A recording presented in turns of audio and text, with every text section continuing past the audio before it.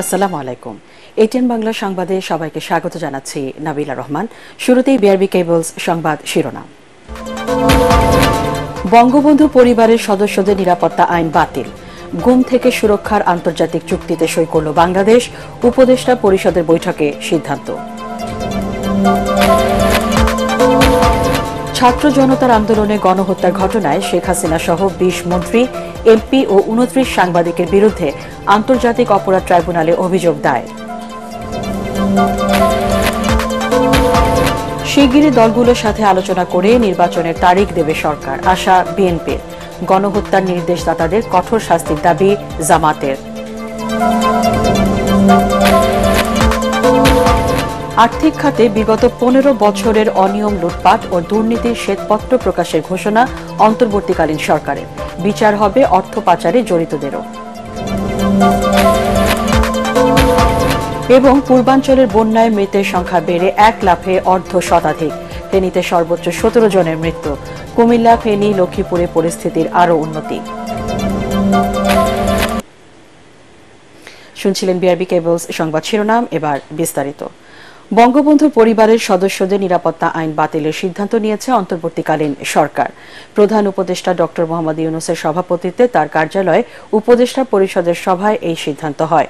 এছাড়া গুম হওয়া থেকে দেশের সব নাগরিককে সুরক্ষা দিতে আন্তর্জাতিক কনভেনশনে সই করেছে বাংলাদেশ। উপদেষ্টা পরিষদের বৈঠক শেষে বন, পরিবেশ ও জলবায়ু উপদেষ্টা সৈয়দা রিজওয়ানা হাসান জানান, কালো টাকা সাদা করার বিধান বাতিলের সিদ্ধান্ত নিয়েছে সরকার। আরও জানাচ্ছেন সৈয়দ রিয়াজ। রাষ্ট্রীয় অতিথি ভবন যমুনায় উপদেষ্টা পরিষদের বৈঠক। প্রধান উপদেষ্টা ড মোহাম্মদ ইউনূসের সভাপতিত্বে অনুষ্ঠিত এই সভা চলে টানা ২.৫ ঘণ্টা। এতে গুমের বিরুদ্ধে আন্তর্জাতিক কনভেনশনে বাংলাদেশের পক্ষে স্বাক্ষর করেন প্রধান উপদেষ্টা ড মোহাম্মদ ইউনূস। ভবিষ্যতে আর কেউ যাতে নিজের ক্ষমতাকে কক্ষিগত করতে গুমের মতো ঘটনা ঘটাতে না পারে, সেজন্য আজ থেকে জাতিসংঘের আন্তর্জাতিক কনভেনশনে যুক্ত হলো বাংলাদেশ।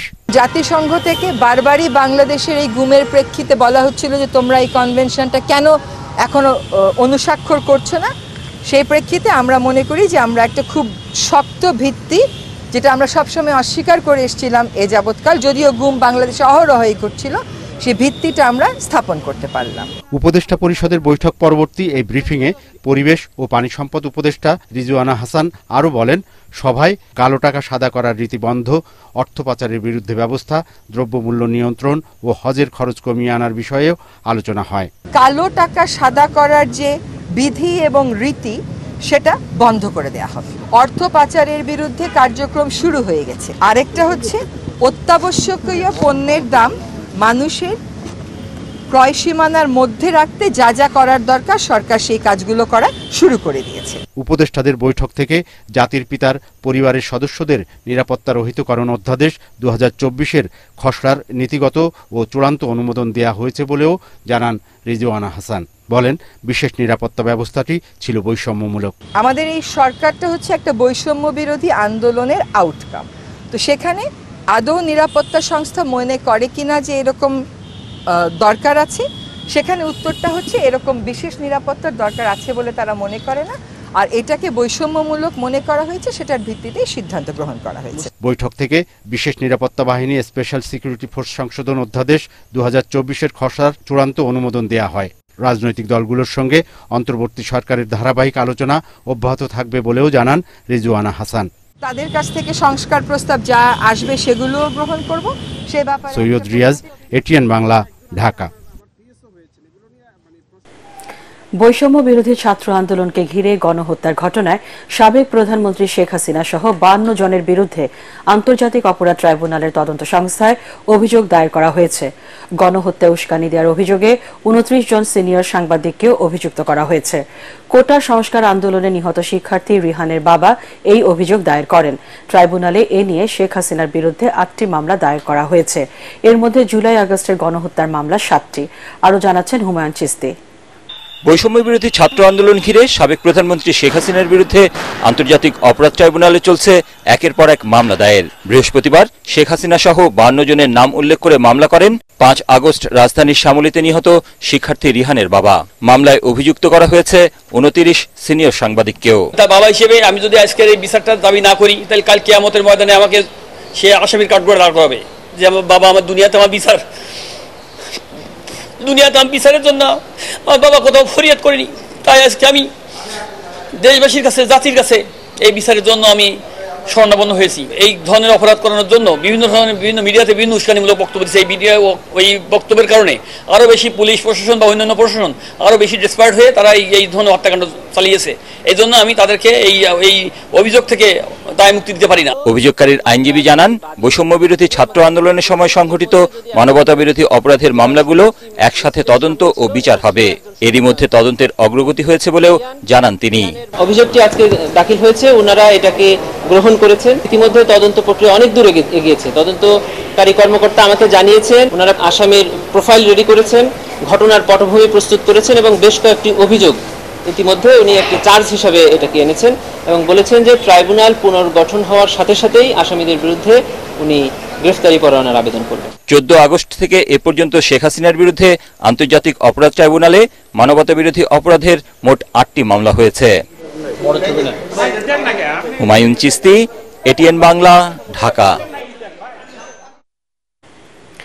বৈষম্য বিরোধী আন্দোলনে সুমন শিকদার নামে একজনকে হত্যার অভিযোগে বাড্ডা থানায় করা হত্যা মামলায় সাবেক বাণিজ্যমন্ত্রী টিপু মুন্সির 4 দিনের রিমান্ড মঞ্জুর করেছে আদালত। বিকেলে তাকে ঢাকা মুখ্য মহানগর হাকিমের আদালতে হাজির করে 8 দিনের রিমান্ড চান তদন্ত কর্মকর্তা এসআই রেজাউল আলম। শুনানি শেষে বিচারক আলী হায়দার টিপু মুন্সি 4 দিন রিমান্ড মঞ্জুর করেন। গতরাতে রাজধানীর গুলশান থেকে সাবেক এই বাণিজ্যমন্ত্রীকে গ্রেপ্তার করে র্যাব। তার বিরুদ্ধে গাজীপুর ও রংপুরে আরও 2টি হত্যা মামলা করা হয়েছে। এর আগে 22 আগস্ট টিপু মুন্সি, তার স্ত্রী আইরিন মালবিকা মুন্সি, মেয়ে তানিয়া অনন্যা মুন্সি ও তৃষা মুন্সির ব্যাংক অ্যাকাউন্ট জব্দ করে বাংলাদেশ ব্যাংকের আর্থিক গোয়েন্দা সংস্থা বাংলাদেশ ফাইন্যান্সিয়াল ইন্টেলিজেন্স ইউনিট। একই সঙ্গে তাদের মালিকাধীন ব্যবসা প্রতিষ্ঠানের ব্যাংক হিসাবে লেনদেন স্থগিত করা হয়।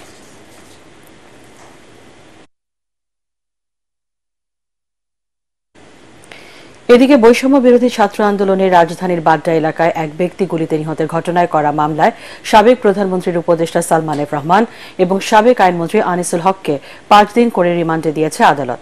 সকাল 7টায় তাদের আদালতে হাজির করে পুলিশ 10 দিনের রিমান্ড চাইলে ঢাকা মেট্রোপলিটন ম্যাজিস্ট্রেট নুরুল হুদা 5 দিন মঞ্জুর করেন। এদিকে আদাবর থানায় করা 2টি আলাদা হত্যা মামলায় সেনাবাহিনীর বহিষ্কৃত কর্মকর্তা জিয়াউল আহসান এবং সাবেক সংসদ সদস্য সাদেক খানের 5 দিন করে রিমান্ড মঞ্জুর করেছে আদালত।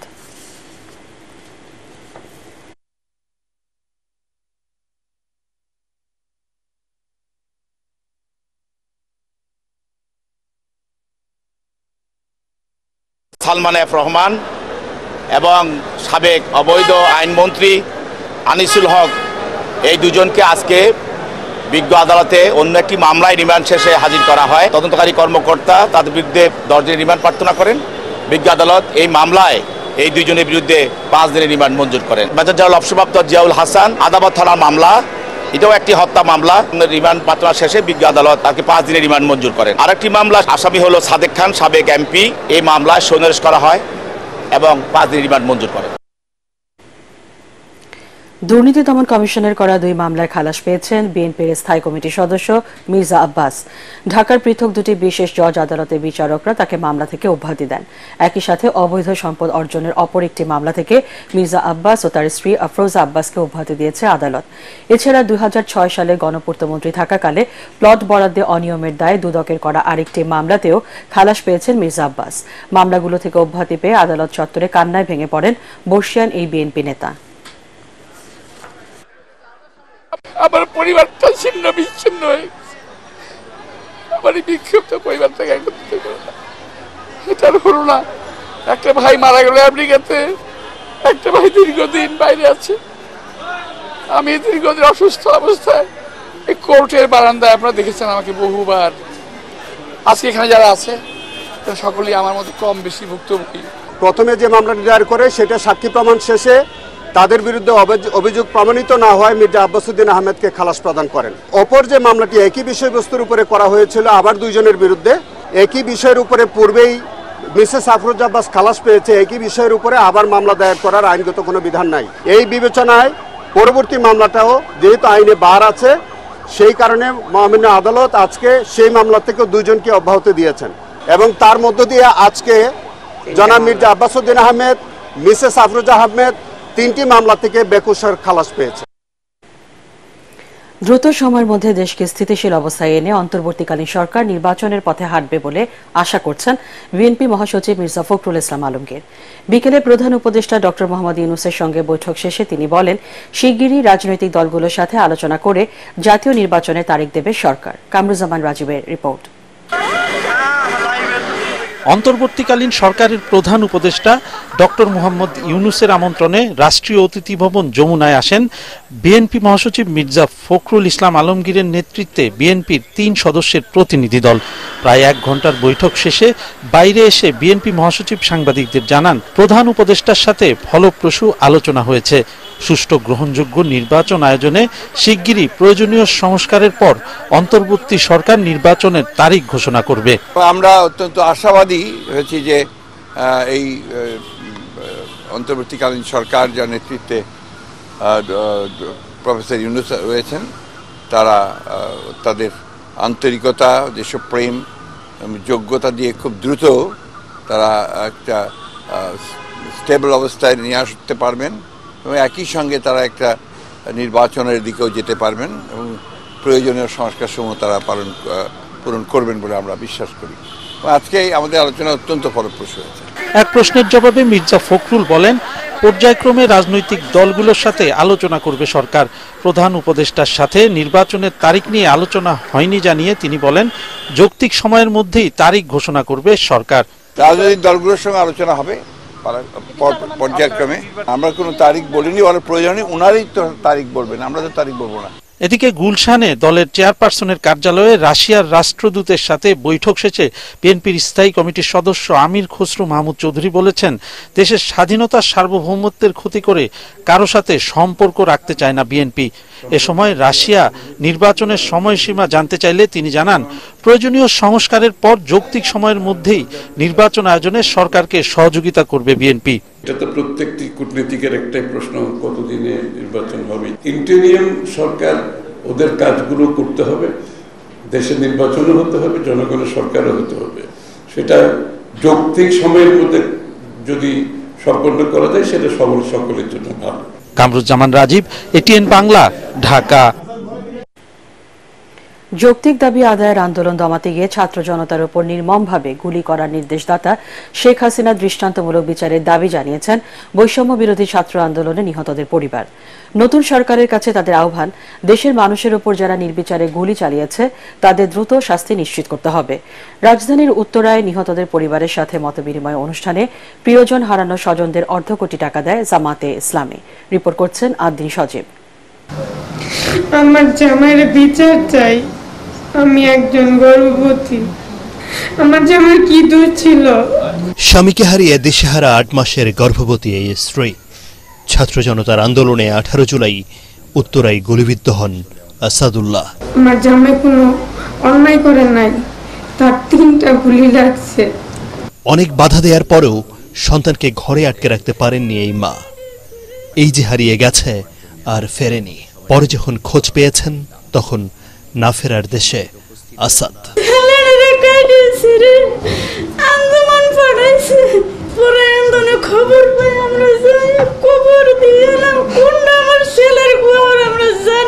বিধবা হতে চাই না, স্বামী জাকারিয়ার কাছে স্ত্রীর এমন আকুতির পরেও তাই হয়েছে। আমি যেহেতু কম বয়সে একা হতে চাই নাই, যাদের কারণে আমি আমার হাজবেন্ডকে হারাইছি তাদের আমি দৃষ্টান্তমূলক শাস্তি চাই। স্বজন হারানোর এমন আর্তনাদে ভারী হয়ে ওঠে উত্তরার বাতাস। বৈষম্য বিরোধী ছাত্র আন্দোলনের ডাকে যখন উত্তাল ছিল ঢাকা, তখন রণক্ষেত্রে পরিণত হয় রাজধানীর উত্তরা। পুলিশের গুলিতে নিহত হন বহু মানুষ। আমার বলার নাই, আমি কি করবো? এই শিশু বাচ্চাটা তুই গেছে অল্প বয়স, কাজ করতে করতে আমার জীবনটাই শেষ হয়ে গেল।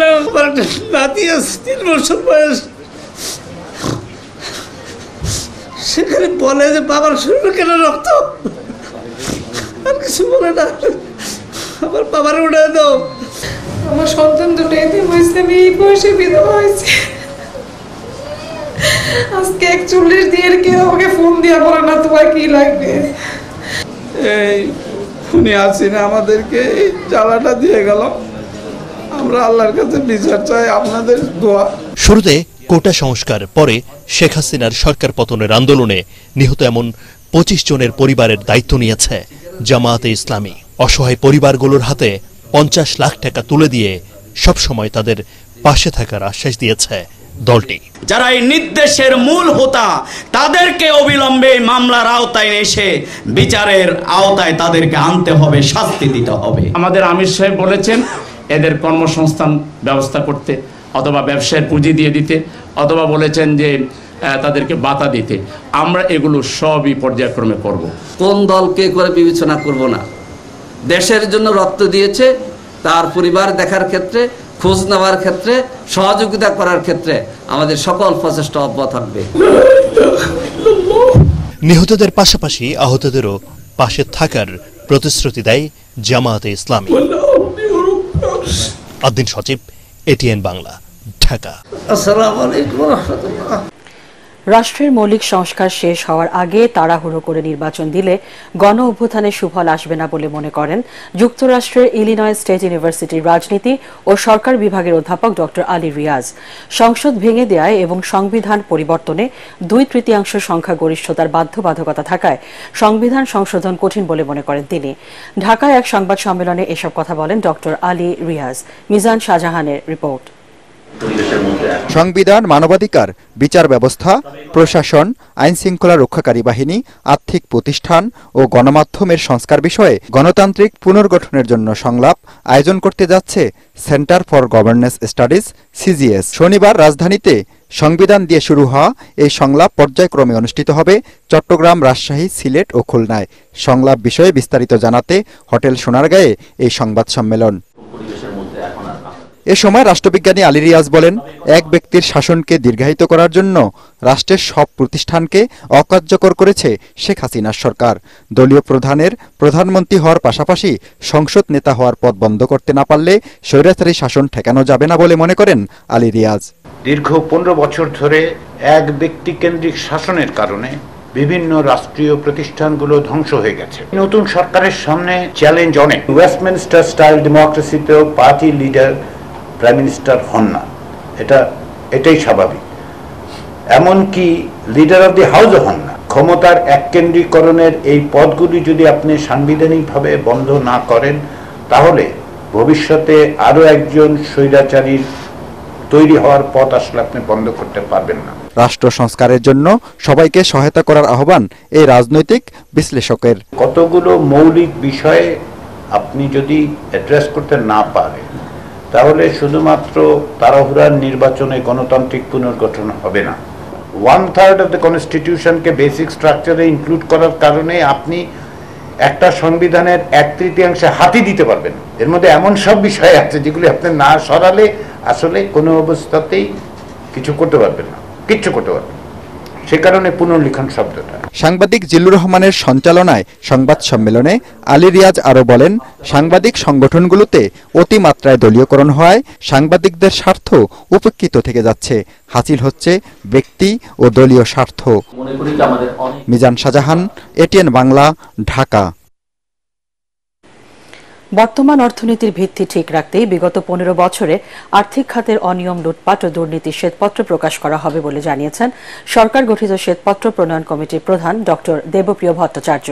পরিকল্পনা কমিশনের কমিটির প্রথম বৈঠকের পর সংবাদ সম্মেলনে তিনি একথা বলেন। এ সময় ডক্টর দেবপ্রিয় আরও বলেন, এই কমিটি কোনো দুর্নীতি ধরবে না, আর্থিক খাতে দুর্নীতির চিত্র তুলে ধরবে। খায়রুল ইসলামের রিপোর্ট। আমি কলিগদের সকলকে ধন্যবাদ দিতেছি। 1.5 দশকের দেশে যে পরিমাণ অনিয়ম, লুটপাট ও আর্থিক খাতে দুর্নীতি হয়েছে তা খতিয়ে দেখতে 12 সদস্যের শ্বেতপত্র কমিটি গঠন করেছে অন্তর্বর্তী সরকার। সদস্যদের অধিকাংশই হচ্ছেন অর্থনীতিবিদ ও গবেষক। এরই অংশ হিসেবে পরিকল্পনা কমিশনে প্রথমবারের মতো বৈঠকে বসেন কমিটির সদস্যরা। পূর্ণাঙ্গ মূল্যায়ন করব না। বৈঠক শেষে কমিটির প্রধান ডক্টর দেবপ্রিয় ভট্টাচার্য বলেন, এই কমিটি 15 বছরে কোথায় কি পরিমাণ দুর্নীতি হয়েছে তা তুলে ধরার পাশাপাশি আর্থিক খাতে যাতে অনিয়ম না হয় সে বিষয়ে কাজ করবে।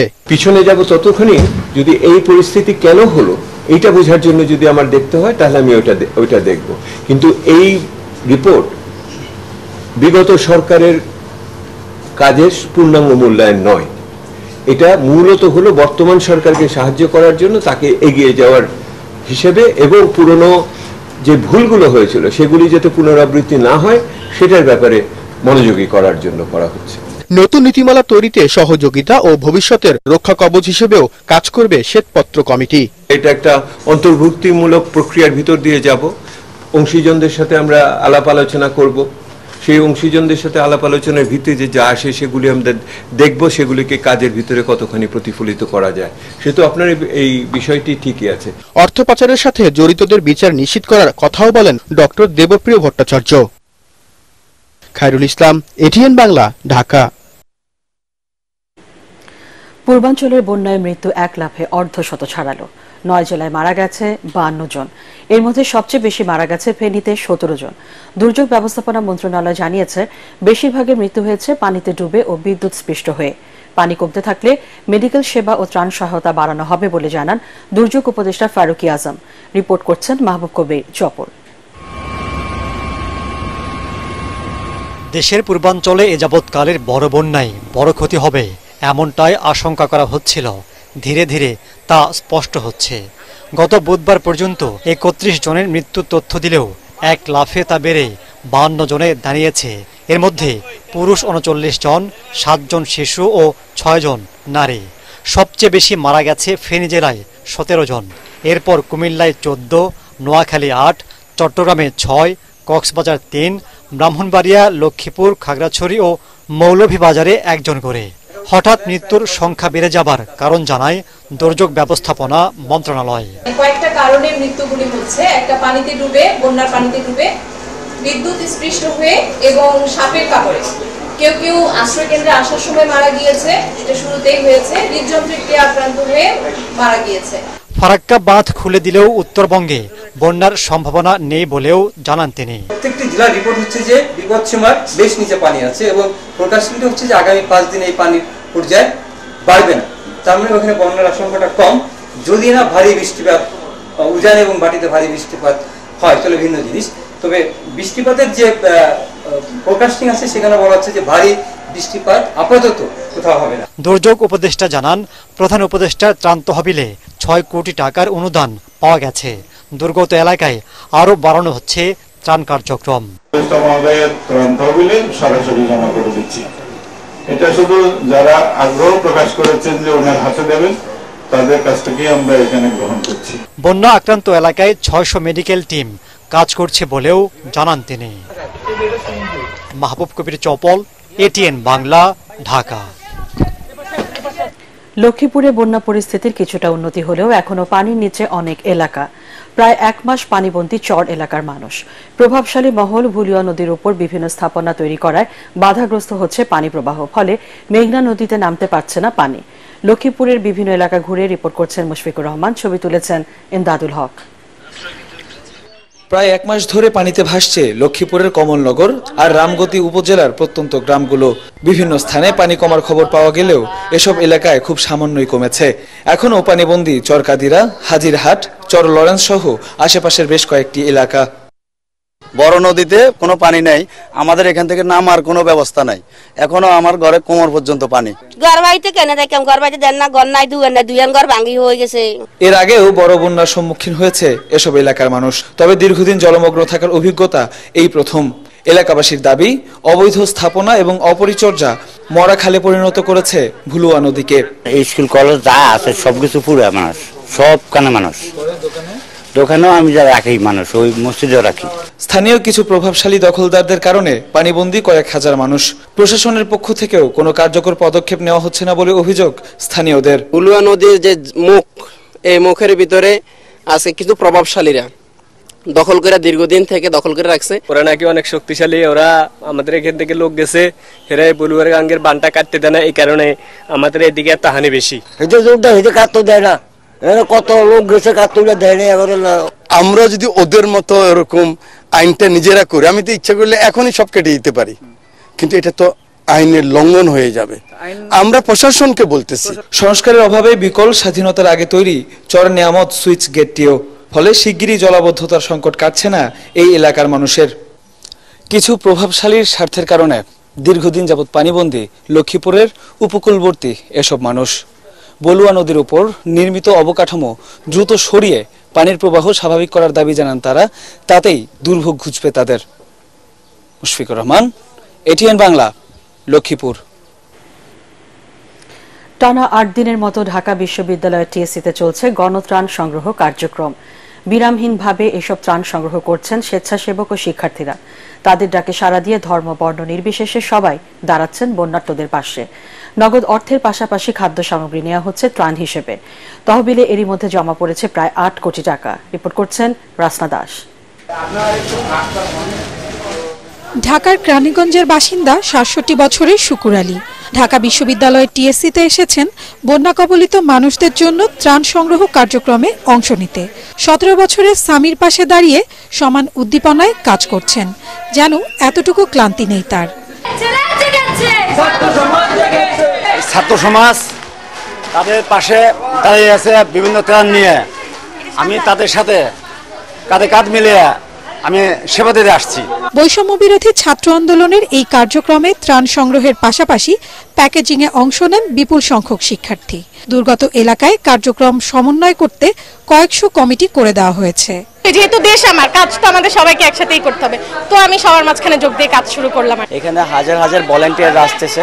আমরা যারা কলেজ স্টুডেন্ট তাদের আইডি কার্ড দেখে তারপর আমরা এখানে জয়েন করি। আপাতত আমরা শুকনো যে আমাদের কাপড় চোপড় এগুলো আছে এগুলো আপাতত আমরা বাংলা সেনাবাহিনী দিয়ে দিচ্ছি, এরপর ওনারা ডিস্ট্রিবিউট করে দিবে। এদিকে 8ম দিনেও ত্রাণ নিয়ে আসা মানুষের ঢল নেমেছিল টিএসসিতে। ত্রাণ দিতে এসে অনেকেই বলছেন দুর্যোগ ঘিরে পুরো বাংলাদেশই একতাবদ্ধ। দেখতে এসেছি, টাকা তো যে কোনো ভাবে দেওয়া যায়, কিন্তু এই যে আবহাওয়াটা এটাই এনজয় করার জন্য এসেছি। এই যে ছেলেপেলেগুলো যে আগে আসছে এটা অপূর্ব একটা জিনিস। বাংলাদেশের মানুষরা সব একত হয়েছে, ধন্যবাদ। We work here and we do business thing here, so we have responsibility to help the people. দেশি বিদেশি মানুষদের দেয়া ত্রাণ সামগ্রী রাখায় টিএসসিতে জায়গা সংকুলন না হওয়ায় এখন ঢাকা বিশ্ববিদ্যালয়ের শারীরিক শিক্ষা কেন্দ্রে নেওয়া হচ্ছে খাদ্য সামগ্রী। তবে অর্থ ও জরুরি ঔষধ জমা নেওয়া হয় টিএসসিতেই। রাসনা দাস, এটিএন বাংলা, ঢাকা। সংসদের রাজনৈতিক দলগুলোর মধ্যে আনুপাতিক প্রতিনিধিত্বমূলক নির্বাচন পদ্ধতি প্রবর্তনের সুপারিশ করেছেন বিশ্লেষকরা। রাজধানীতে সুশাসনের জন্য নাগরিক সুজনের সেমিনারে তারা বলেন, প্রচলিত পদ্ধতিতে উপেক্ষিত হয় সংখ্যাগরিষ্ঠ ভোটারের মতামত। এতে সাবেক প্রধান নির্বাচন কমিশনার বিচারপতি আব্দুর রউফ বলেন, সত্যিকারের গণতন্ত্র প্রতিষ্ঠা করতে হলে ভোটারদের দিয়েই নির্বাচন পরিচালনা করতে হবে। বিস্তারিত একরামুল হক সায়েমের রিপোর্টে। শেখ হাসিনা সরকারের শাসনামলে টানা গত 3 সংসদ নির্বাচনই ছিল চরম প্রশ্নবিদ্ধ। ছাত্র জনতার গণ অভ্যুত্থানের পর নির্বাচন কমিশন পুনর্গঠন ও নিরপেক্ষ ভোট আয়োজন অন্তর্বর্তী সরকারের সবচেয়ে বড় চ্যালেঞ্জ। এ বিষয়ে গোলটেবিল বৈঠকের আয়োজন করে সুশাসনের জন্য নাগরিক সুজন। অনুষ্ঠানে নানা পরামর্শ তুলে ধরেন নির্বাচন সংশ্লিষ্টরা। আমাদের election commission is accountable to the citizen, জনগণের কাছে অ্যাকাউন্টেবল, এটার মানে তাই। কিন্তু আমরা স্বাধীনতার পরে যে 53 বছর পার হয়ে গেছে, এটাকে কিন্তু আমরা জনগণের কাছে অ্যাকাউন্টেবল করতে পারিনি। আরপি অনুযায়ী কিন্তু লেজির ভিত্তিক ছাত্র রাজনীতি এটা নিষিদ্ধ, সেটা না মেনে তারা ভাতৃপ্রতিম সংগঠন বলে এটা চালিয়ে দিচ্ছে, কিন্তু এটা অবৈধ, অন্যায় এবং আইনের সুস্পষ্ট লঙ্ঘন। প্রচলিত পদ্ধতির সংসদীয় ব্যবস্থার পরিবর্তে ভোটের হার অনুযায়ী আনুপাতিক প্রতিনিধিত্ব ব্যবস্থা চালুর সুপারিশ করেন অনেকে। এর পক্ষে মতামত তুলে ধরেন বৈষম্য বিরোধী ছাত্র আন্দোলনের প্রতিনিধিও। একটি দল মাত্র 35% কিংবা 40% সর্বোচ্চ সমর্থন নিয়ে বাকি 60% উপর শাসন করছে। 2/3 সংখ্যাগরিষ্ঠতা হচ্ছে আমাদের গণতন্ত্রের সবচেয়ে বড় বিপদ। অনেকেই মনে করেন আনুপাতিক হারে সেটি একটি সমাধান হতে পারে। সংখ্যানুপাতিক ধারণার নেদারল্যান্ডসে যেভাবে হয়, সারা দেশে এক ব্যক্তি মাত্র একজন প্রার্থীকে ভোট দিতে পারেন, তো সেই ক্ষেত্রে নির্বাচনী সীমানার বিষয়গুলো উঠে যাবে। অনেকটা একই মত দিয়ে সাবেক সিইসি বিচারপতি আব্দুর রউফ বলেন, টেকসই নির্বাচন ব্যবস্থার জন্য রাজনীতিতে গণতান্ত্রিক সংস্কৃতির উন্নয়ন জরুরি। যতদিন পর্যন্ত এই নমিনেশন প্রথা থাকবে অতদিন পর্যন্ত কোনো করাপশন মেটানো সম্ভব না। মনোনয়ন বাণিজ্যটাই হচ্ছে গত 50 বছরের পলিটিক্যাল পার্টি বাঁচার কারণ। সেই জন্য একটা গণতান্ত্রিক পার্টি নাই। পিআর সিস্টেমটা বাংলাদেশি সিস্টেমের মধ্যে এনে ওই জিনিসটাই এখানে দিতে হবে, যেন লোক পার্টিকে ভোট দেবে প্রার্থীকে নয়। অনুষ্ঠানে স্বচ্ছ, কারসাজি মুক্ত ও বিশ্বাসযোগ্য নির্বাচনী প্রক্রিয়ার জন্য আইনবিধির মৌলিক সংস্কারের আহ্বান জানায় সুজন। তরুণরা যে আমাদেরকে পথ দেখিয়েছে, তারাই আমাদের মুক্তিযোদ্ধাদের। ইকরামুল হক সায়েম, এটিএন বাংলা, ঢাকা। বাংলাদেশ থেকে আরো দক্ষ ও আধা দক্ষ জনশক্তি নিতে কুয়েত সরকারের প্রতি আহ্বান জানিয়েছেন রাষ্ট্রপতি মোহাম্মদ শাহাবুদ্দিন। ঢাকায় নিযুক্ত দেশটির রাষ্ট্রদূত ফয়সাল মুতলাক এইচ আল আদানি বঙ্গভবনে বিদায়ী সাক্ষাৎ করতে রাষ্ট্রপতি আহ্বান জানান। তিনি বলেন, বাংলাদেশের জনশক্তি কুয়েতের চলমান উন্নয়ন প্রক্রিয়াকে বাড়াতে গুরুত্বপূর্ণ ভূমিকা রাখতে পারে। এ সময় কুয়েতের বিনিয়োগকারীদের দেশে আরও বিনিয়োগের আহ্বান জানান রাষ্ট্রপতি। বৈঠকে রাষ্ট্রদূত জানান, তার সরকার বাংলাদেশ থেকে আরও দক্ষ জনশক্তি নিতে চায়। দায়িত্ব পালনকালে সহযোগিতা করায় রাষ্ট্রপতিকে ধন্যবাদ জানান ফয়সাল মুতলাক এইচ আল আদানি।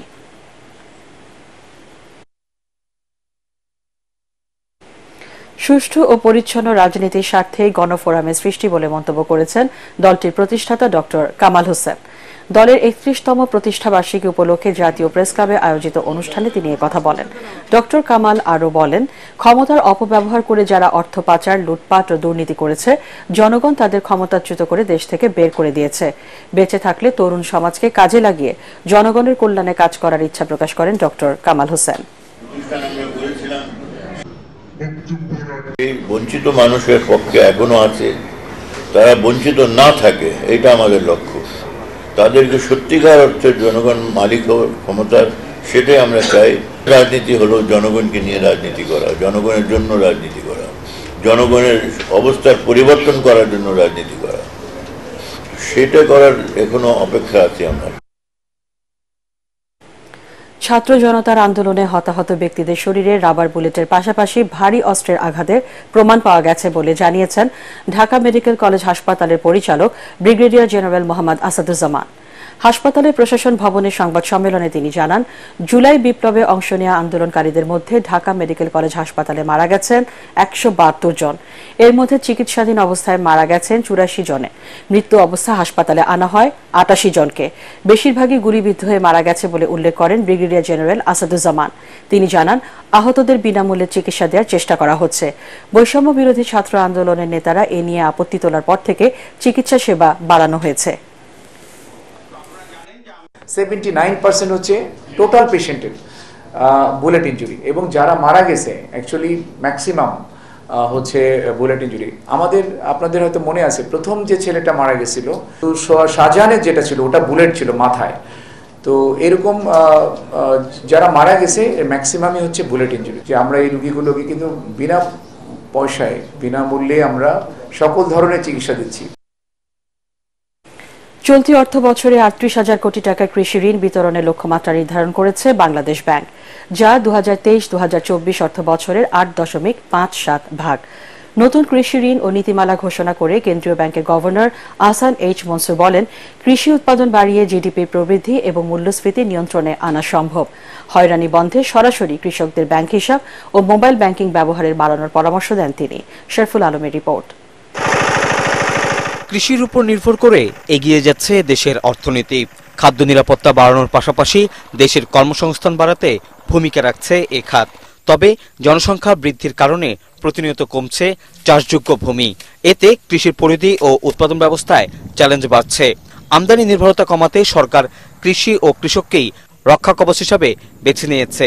আর তাই তো প্রতি বছর বাংলাদেশ ব্যাংক কৃষিকে বিশেষ গুরুত্ব দিয়ে আলাদা করে কৃষি ঋণ নীতিমালা ও কর্মসূচি ঘোষণা করে আসছে, যাতে বছর জুড়ে কৃষি অর্থনীতিতে গতি বাড়ানোর কথা বলা হয়েছে। চেষ্টা করেন এগ্রিকালচারকে একটু স্কিম অফ থিং, এগ্রিকালচার একটা গুরুত্বপূর্ণ জায়গায় রাখা। 2% খুবই ছোট, মানে 98% অ্যাটেনশন পাচ্ছেন তার মানে। তো এই জায়গাটা যদি আমরা একটু বাড়াতে পারি, অন্তত পক্ষে এটা যদি 4-এও নিতে পারি, সেটা কিন্তু আমাদের জন্য একটা বড় একটা কাজ হবে। কৃষি ঋণ ঘোষণা করে বাংলাদেশ ব্যাংকের গভর্নর বলেন, কৃষি ঋণের বিনিয়োগ নিয়ে হয়রানি করা যাবে না। ফরিয়া বন্ধে ব্যাংকারদের আন্তরিক হয়ে কাজ করার পরামর্শ দেন তিনি।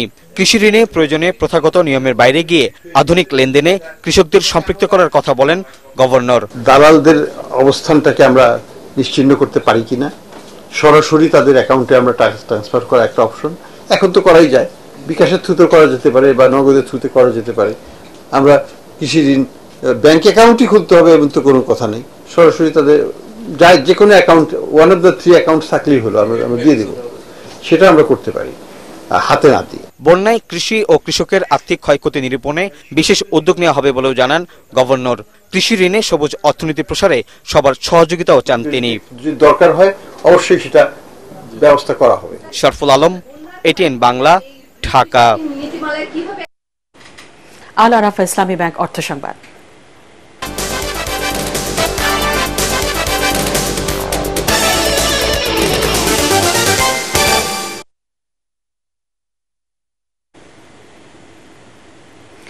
নারায়ণগঞ্জের ফতুল্লা শিবু মার্কেট এলাকায় চালু হয়েছে আল আরাফা ইসলামী ব্যাংক পিএলসির 223তম শাখা।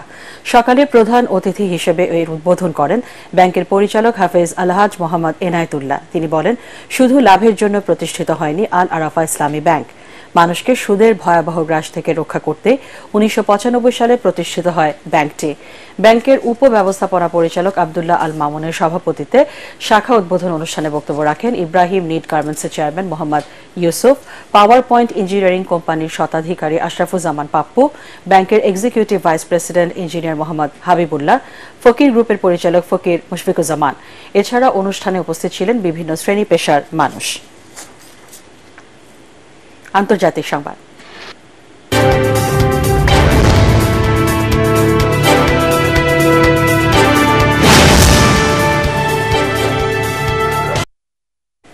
যুক্তরাষ্ট্রের প্রেসিডেন্ট হওয়ার দৌড়ে আরেক ধাপ এগিয়ে গেলেন মার্কিন vice president Kamala Harris.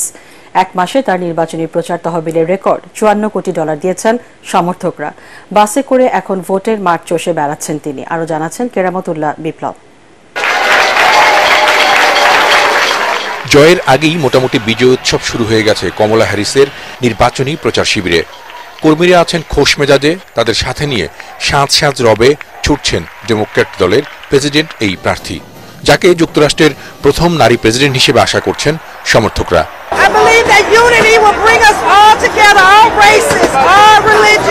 Kamala Harris as the nominee for the presidency, and it's amazing. A serious candidate for president and a black woman at that, it probably would bring her so much joy. নির্বাচনী প্রচারের জন্য এক মাসে $54 কোটিরও বেশি পেয়েছেন Harris. এত বড় নির্বাচনী তহবিল যুক্তরাষ্ট্রের ইতিহাসে আর কোনো প্রার্থীর জন্যই হয়নি। None of us has to fail for all of us to succeed. And that in unity there is strength. Never let anyone tell you who you are. You show them who you are.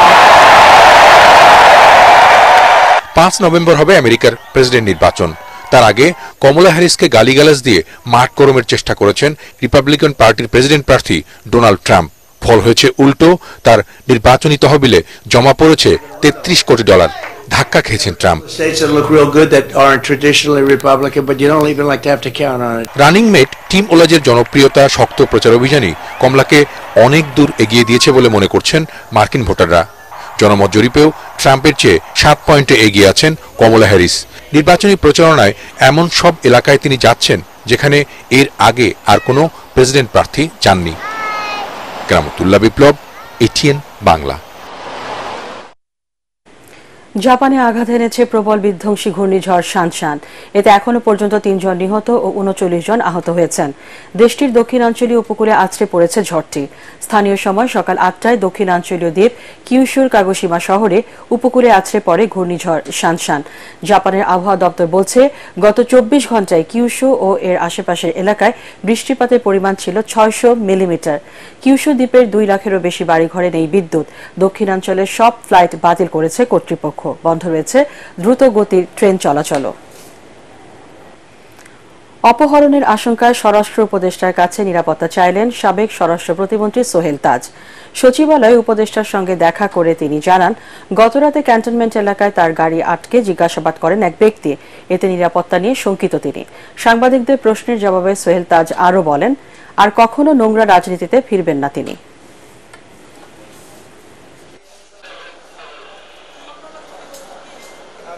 আমি কাজ থেকে যখন রাতে ফেরত যাচ্ছিলাম আমার DOHS এর বাসায়, আমাকে একটি মোটরসাইকেল ছায়ার মতো ফলো করে।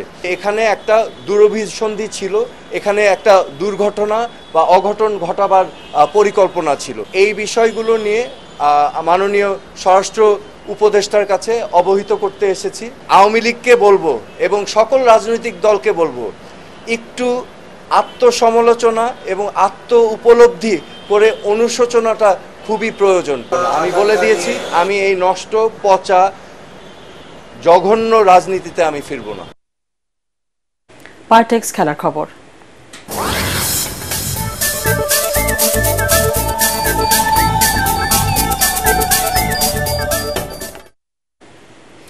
নেপাল থেকে দেশে ফিরেছে সাফ অনূর্ধ্ব 20 চ্যাম্পিয়নশিপ ফুটবলের শিরোপাজয়ী বাংলাদেশ দল। বিকেলে হযরত শাহজালাল আন্তর্জাতিক বিমানবন্দরে অবতরণ করে বাংলাদেশ যুব দল।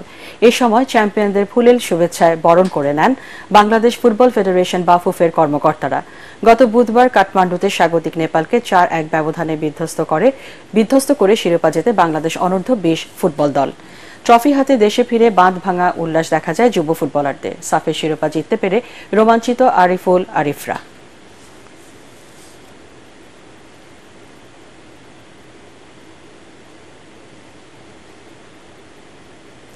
দ্বিতীয় টেস্ট ম্যাচেও পাকিস্তানকে হারাতে চায় বাংলাদেশ। রাওয়ালপিন্ডিতে ম্যাচের আগে আনুষ্ঠানিক সংবাদ সম্মেলনে এমনটাই জানালেন দলের কোচ চন্দ্রিকা হাথুরুসিংহে। আর দলকে পুরনো দিনের কথা ভুলে নতুন করে শুরু করার পরামর্শ দেন পাকিস্তানের কোচ জেসন গিলেস্পি। রাওয়ালপিন্ডিতে বাংলাদেশ সময় বেলা 11টা থেকে শুরু হবে খেলাটি। পরাগ আরমানের রিপোর্ট। প্রথম টেস্টে পাকিস্তানের বিপক্ষে ঐতিহাসিক জয় পাওয়ায় বাংলাদেশ এখন মানসিকভাবে বেশ চাঙা। 10 উইকেটের বড় জয়ে লাল সবুজের দলের সামনে 2-0-তে সিরিজ জয়ের হাতছানি। টাইগার শিবিরে পরিবর্তন আসতে পারে বলে জানান প্রধান কোচ চন্ডিকা হাথুরুসিংহে। তবে যাই হোক না কেন, রাওয়ালপিন্ডিতে আরও একটা জয় চাইছেন টাইগারদের শ্রীলঙ্কান কোচ। পাকিস্তানের মাটিতে পাকিস্তানকে হারানো সহজ কাজ নয়, তারা অনেক শক্তিশালী দল। আমরা দ্বিতীয় ম্যাচেও দারুণ লড়াইয়ের প্রত্যাশা করছি। পরিস্থিতি অনুযায়ী একাদশে পরিবর্তন আসতে পারে। প্রথম ম্যাচ হেরে জয়ের জন্য মরিয়া হয়ে আছে পাকিস্তান। বাংলাদেশ দলকে কাবু করতে স্পিনার ফিরিয়ে আনা হয়েছে দলে। অজি কোচ জেসন গিলেস্পি জানান, প্রথম টেস্টে হারলেও কোনো চাপ অনুভব করছেন না, সামনে এগিয়ে যেতে চান তিনি। ছেলেদেরকে আমি বলেছি, প্রথম ম্যাচের কথা ভুলে যাও, ক্রিকেটে এমনটা হতেই পারে। যা হয়েছে তোমরা এর চেয়েও অনেক ভালো দল, নিজেদের খেলায় মনোযোগ দাও। সকালে পিচের অবস্থা দেখে একাদশ নির্বাচন করা হবে। পাকিস্তানের কোচ জানান, প্রথম টেস্টে বাংলাদেশ অনেক ভালো খেলেছে, দ্বিতীয় ম্যাচেই সেই ধারা অব্যাহত রাখতে চাইবে তারা। তাই শিষ্যদের সতর্ক থাকার পরামর্শ দেন পাকিস্তানের কোচ। পরাগ আরমান, এটিএন বাংলা। শেষ করার আগে বিআইবি কেবলস সংবাদ শিরোনাম জানাচ্ছি আরেকবার। বঙ্গবন্ধু পরিবারের সদস্যদের নিরাপত্তা আইন বাতিল। গুম থেকে সুরক্ষার আন্তর্জাতিক চুক্তিতে সই করল বাংলাদেশ। উপদেষ্টা পরিষদের বৈঠকে সিদ্ধান্ত।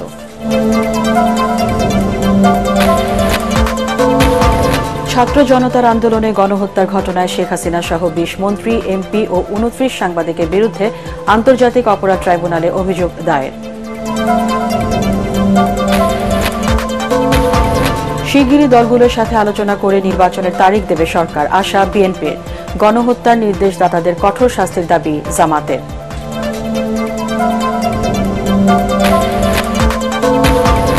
আর্থিক খাতে বিগত 15 বছরের অনিয়ম, লুটপাট ও দুর্নীতির শ্বেতপত্র প্রকাশের ঘোষণা অন্তর্বর্তীকালীন সরকারের। বিচার হবে অর্থ পাচারে জড়িতদেরও। এবং পূর্বাঞ্চলের বন্যায় মৃতের সংখ্যা বেড়ে 1 লাফে অর্ধশতাধিক। ফেনীতে সর্বোচ্চ 17 জনের মৃত্যু। কুমিল্লা, ফেনী, লক্ষ্মীপুরে পরিস্থিতির আরও উন্নতি। পরবর্তী সংবাদ দেখার আমন্ত্রণ জানিয়ে এখনকার মতো শেষ করছে এটিএন বাংলা সংবাদ। ইউটিউবে দেখতে ব্রাউজ করুন youtube/ATN Bangla News।